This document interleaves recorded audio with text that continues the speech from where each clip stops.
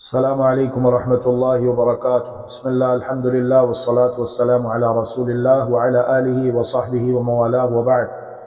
سامعین محترم و ناظرین کرام، پہلی بات جو ہمیں معلوم ہوتی ہے حدیث مبارکہ سے وہ یہ ہے کہ پیارے پیغمبر علیہ الصلاۃ والسلام محمد کریم رحمۃ للعالمین صلی اللہ علیہ وآلہ وسلم نماز میں ہاتھ باندھتے تھے۔ جب بھی آپ نے نماز پڑھی ہے تو ہاتھ باندھ کر پڑھی ہے۔ وضع الیدین کا ذکر حدیث مبارکہ میں آتا ہے، ارسال الیدین کا ذکر کسی بھی صحیح مرفوع محکم حدیث میں موجود نہیں ہے۔ ارسال الیدین کا معنی ہے ہاتھوں کو چھوڑ کر نماز پڑھنا، تو ہاتھ باندھے ہیں پیارے پیغمبر علیہ الصلاۃ والسلام نے جب نماز پڑھی ہے۔ ہاتھ باندھنے کا جو طریقہ حدیث مبارکہ صحیحہ مرفوعہ میں وارد ہوا ہے، جو صحابہ کرام رضوان اللہ علیہم اجمعین نے بیان کیا، اور یاد رکھیے کہ یہی طریقہ مردوں کے لیے بھی ہے، یہی طریقہ عورتوں کے لیے بھی ہے، وہ یہ ہے کہ دایاں ہاتھ بائیں ہاتھ کے اوپر رکھ کر سینے کے اوپر باندھنا۔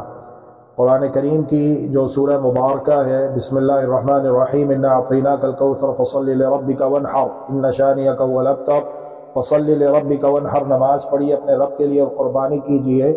یہاں پہ 5 صحابہ کرام رضوان اللہ علیہم اجمعین سے وانحر کی تفسیر میں یہ بات حافظ ابن کثیر رحمۃ اللہ علیہ نے نقل کیا ہے 5 صحابہ کرام رضوان اللہ علیہم اجمعین سے کہ فصلی لربک، نماز پڑھو اپنے رب کے لیے، وانحر، اور اپنے ہاتھ نحر سینے پر، نحر سے قریب باندھو۔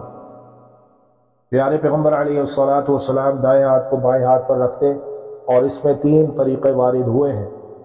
پہلا طریقہ یہ ہے کہ دائیں ہاتھ کو بائیں ہاتھ کی پشت پر، جوڑ اور کلائی پر رکھ کر باندھا جائے، اس طرح یہ تینوں طریقے جمع ہو جاتے ہیں۔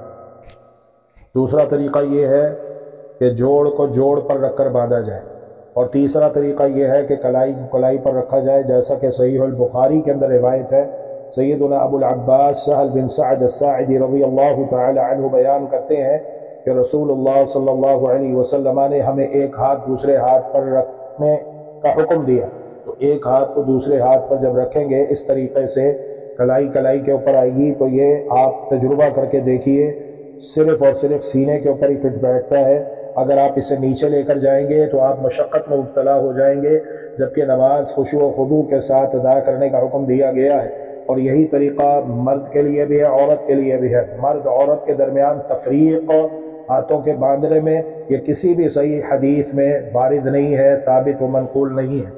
اللہ تبارک و تعالی سے دعا ہے کہ اللہ تبارک و تعالی ہم سب کو نماز پیارے پیغمبر محمد کریم رحمۃ للعالمین صلی اللہ علیہ وآلہ وسلم کے طریقہ مبارکہ کے مطابق پڑھنے کی توفیق عطا فرمائے۔ وآخر دعوانا ان الحمد للہ رب العالمین وما علینا الا البلاغ المبین، وصلی اللہ وسلم علی نبینا محمد وعلی آلہ وصحبہ اجمعین برحمتک یا ارحم الراحمین۔